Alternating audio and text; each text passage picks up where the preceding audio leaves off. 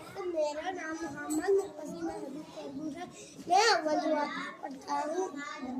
मैं आपको गांधी जी का सबक सुनाना चाहती हूँ। यहाँ गांधी जी हैं।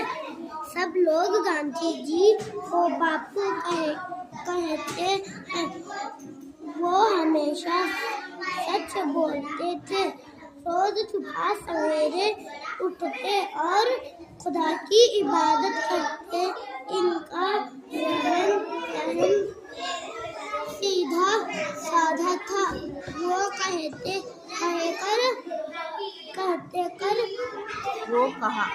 वो कहा करते थे, हम सब एक हैं।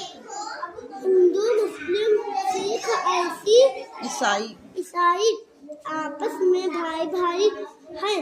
हम सब एक खुदा के बंदे हैं।